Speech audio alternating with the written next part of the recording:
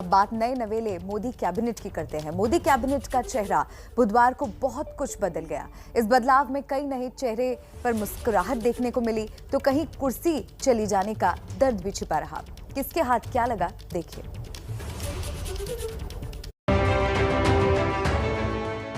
बुधवार को मोदी सरकार का स्वरूप पूरी तरह बदल गया और बदला भी कुछ इस तरह जिसके बड़े बड़े पॉलिटिकल पंडित भी कल्पना नहीं कर पाए थे। कई नए चेहरे ने मोदी की कैबिनेट में दस्तक दी है तो कई दिग्गजों को बाहर का रास्ता देखना पड़ा है। मंत्रियों के जोड़ घटाव में जो मैथमेटिक्स काम कर रहा है उससे पीएम मोदी के फ्यूचर प्लानिंग की झलक साफ नजर आती है। बुधवार को कुल 43 मंत्रियों ने शपथ ली, जिसमें 15 कैबिनेट और 28 राज्य मंत्री शामिल हैं। शपथ लेने वाले 43 मंत्रियों में से 36 नए चेहरे हैं। पुराने 12 मंत्रियों को कैबिनेट से छुट्टी मिली है। 7 महिलाओं को कैबिनेट में शामिल किया गया है। इसके साथ ही मोदी मंत्रिमंडल में कुल 77 मंत्री हो गए, यानी अब सिर्फ 4 मंत्रियों के लिए जगह बाकी है। नए जोश के साथ खड़ी की गई नई टीम में जिम्मेदारियों का भी बंटवारा कर दिया गया, जिस पर सबकी निगाहें बनी हुई थी। बात सबसे पहले मोदी कैबिनेट के सबसे बड़े चेहरे और सरकार में नंबर 2 की हैसियत रखने वाले अमित शाह की। गृह मंत्री अमित शाह को नए मंत्रालय कोऑपरेशन मंत्रालय की जिम्मेदारी दी गई है। राजनाथ सिंह के पास रक्षा मंत्रालय, नितिन गडकरी के पास परिवहन मंत्रालय और निर्मला सीतारमण के पास वित्त मंत्रालय बरकरार है। ये तो मोदी सरकार के पुराने पिलर हैं जो बरकरार हैं। अब उन चेहरों के बारे में भी जान लीजिए जिन पर नई जिम्मेदारियां सौंपी गई हैं। अश्वनी वैष्णव को रेल, कम्युनिकेशन और आईटी मंत्री, धर्मेंद्र प्रधान को शिक्षा मंत्रालय, किरण रिजिजू को कानून मंत्री, नारायण राणे को सूक्ष्म लघु और मध्यम उद्योग मंत्रालय, सर्बानंद सोनोवाल को बंदरगाह और आयुष मंत्रालय, ज्योतिरादित्य सिंधिया को नागरिक उड्डयन मंत्रालय, गिरिराज सिंह को ग्रामीण विकास मंत्रालय, पशुपति पारस को खाद्य प्रसंस्करण मंत्रालय, अनुराग ठाकुर सूचना प्रसारण और खेल मंत्री, मनसुख मांडविया को स्वास्थ्य मंत्रालय और पीएम मोदी और अमित शाह के करीबी माने जाने वाले भूपेंद्र यादव को श्रम और पर्यावरण मंत्रालय की जिम्मेदारी मिली है। नए मोदी कैबिनेट में अगले साल होने वाले विधानसभा चुनाव के साथ साथ समाज के हर तबके को प्रतिनिधित्व की कोशिश नजर आती है। चुनावी राज्यों की बात करें तो सबसे ज्यादा यूपी से 7 मंत्री बनाए गए हैं। उसके बाद गुजरात से 5 मंत्री, उत्तराखंड, पंजाब, हिमाचल और मणिपुर से एक मंत्री बनाए गए हैं। मंत्रियों के इस मेले में जातीय समीकरण का भी पूरा ख्याल रखा गया है।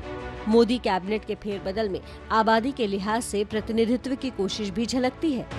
नए कैबिनेट में अल्पसंख्यक समुदाय से 5 मंत्री, ओबीसी कैटेगरी से 27 मंत्री बनाए गए हैं, जिनमें 5 कैबिनेट मंत्री हैं।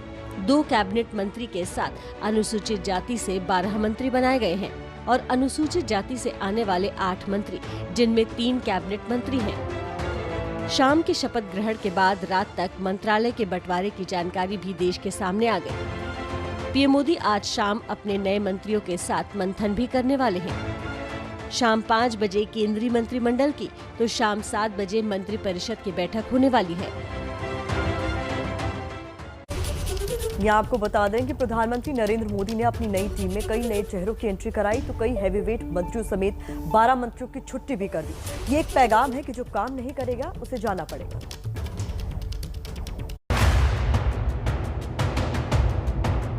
देश के आईटी मंत्री और कानून मंत्री का बहुत विनम्र उत्तर है, भारत में व्यापार करें, खूब पैसे कमाएं, लेकिन भारत का संविधान और भारत का कानून मानना पड़ेगा। हम लोगों को एक ही अपील करेंगे कि वन महोत्सव में पेड़ लगाए। इस लड़ाई में भी जो चैलेंजेस है उनको हम पूरी तरह से ओवरकम करने में सफल हैं।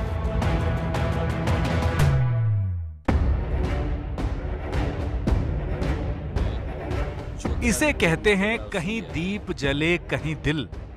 एक तरफ ज्योतिरादित्य सिंधिया से लेकर नारायण राणे तक दूसरे दलों से आए नेता माननीय कैबिनेट मंत्री बन गए और दूसरी तरफ बीजेपी के बड़े बड़े सूरमा अब खाली हो गए हैं।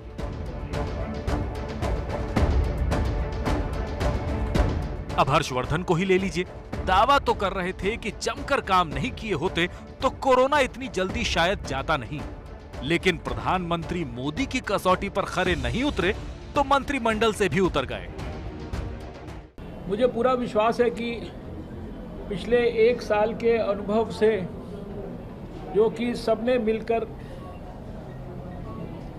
जनरेट किया है, कोविड के खिलाफ जंग को लड़ने के लिए सब प्रकार से व्यवस्थाओं को विकसित किया है। और रविशंकर प्रसाद देश को न जाने कितनी बार याद दिलाया कि वो कानून मंत्री हैं, लेकिन आज से मंत्री पद चला गया।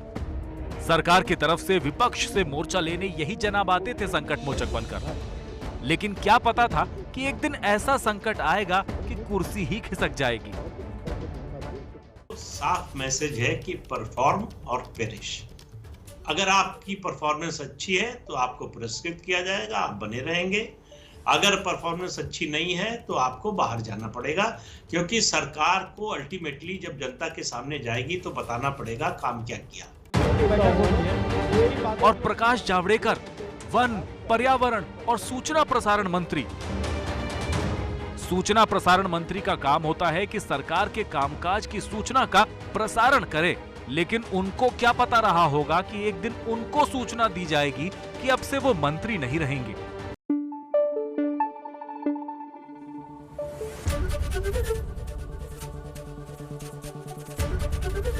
एबीपी न्यूज आपको रखे आगे।